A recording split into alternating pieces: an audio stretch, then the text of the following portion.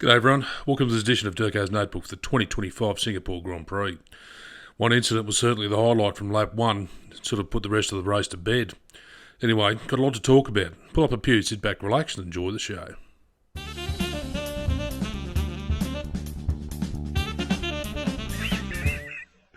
You wouldn't fucking read about it. So for this weekend Singapore Grand Prix, I had the enjoyment of being in Singapore at the race, and I had the benefit of being able to get tickets to the Singapore Recreation Club with some mates, where there was plenty of food and cold drinks put on for us. And when I talk about drinks, I'm talking brown sports drinks. So in between events and watching the Porsches and the Academy Cup and the racing itself, free practice and all that and so forth, quality over the weekend, it was good to watch it from ground level outside the club and also from the balcony of the club looking across the Padang. And as the cars came through various corners that we were witness to, it was certainly a great place to watch it from. I'd only ever previously been to the Singapore Grand Prix and sat in the main straight, and this was again another highlight, going to Singapore to see it firsthand. Now, of course, I want to talk about the first lap incident, and I'm going to give my opinion here. This is my opinion. Everyone's got their entitled to their own opinion, as you well know. I always say it. But I'm going to say the first lap incident between Norris and Piastri was nothing more than a first lap racing incident.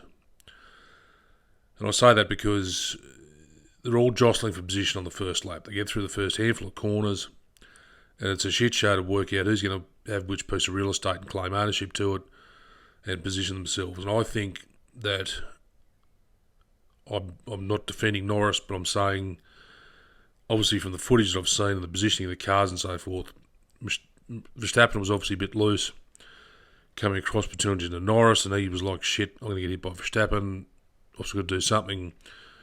And I wasn't saying it was intentionally turned in on Piastri at all, but Piastri's obviously there trying to fight for position himself, and there is limited real estate before you get breached for track limits.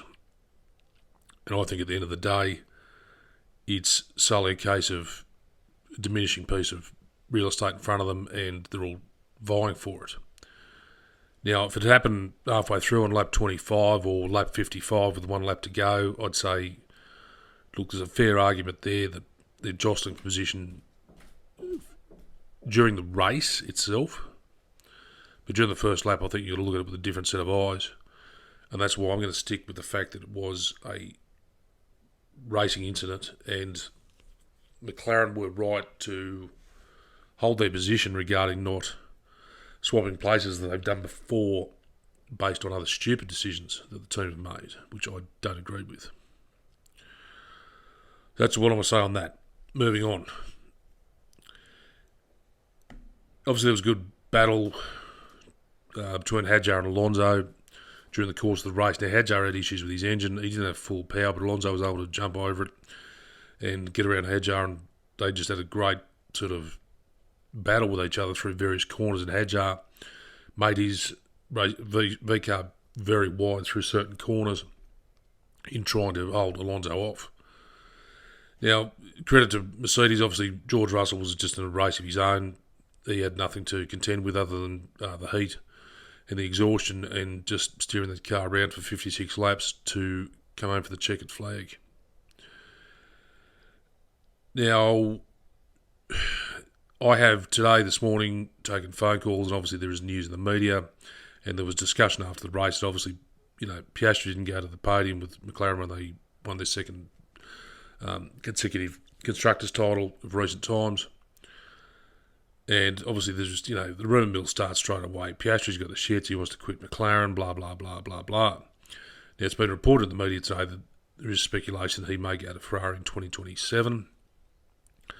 All I can say is that I hope, for Oscar's sake, if he does, that in 2026, Ferrari can turn up with some stonking car that blitz the field to make it more attractive for Oscar if he doesn't want to leave McLaren, because I think at the moment McLaren have had a lot of shit runs, a lot of shit races, a lot of shit seasons And now they've got their car together. They may be the winning package for the next few seasons still yet to come.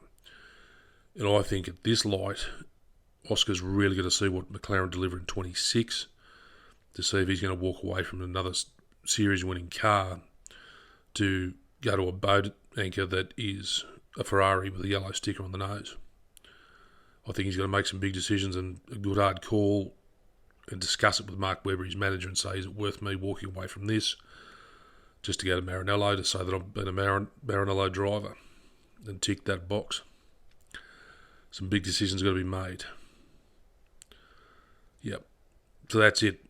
First lap racing incident, nothing more, nothing less. There was nothing really gained. I mean, Norris sort of had the advantage as I saw it. Piastri was there. Yep. Moving on. Anyway, we're back in a couple of weeks for another great race from Coda, and I hope that McLaren can turn up and just say to their drivers, okay, we've got a handful of races to go. Let's just go and race. No team orders. You guys fight it out amongst yourselves. Between the two of you, you decide who's going to get the driver's title on the racetrack, not from the pit wall. So that's it for this edition of DURKO's Notebook for the 2025 Singapore Grand Prix. I'll talk to you in a couple of weeks after Coda. Thanks for watching. Bye-bye.